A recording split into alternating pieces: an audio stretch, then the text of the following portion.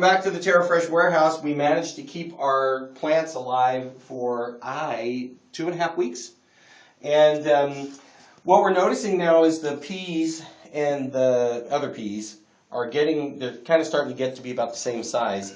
And the reason that is what happens is they're getting root bound. So what we're going to do is we're going to take these apart and we're going to look at the roots and weigh them on our scale, see what the differences are that we have. There's a couple things we need to point out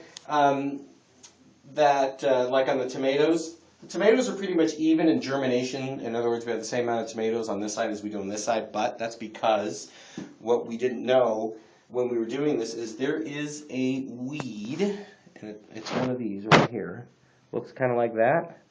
And that weed looks just like a tomato when the tomatoes were first starting. So we actually pulled 2 or 3 out of this side and I think 2 out of that side that we thought were tomatoes, but they are weeds. They were actually tomatoes. So that's the beginner part of this trial.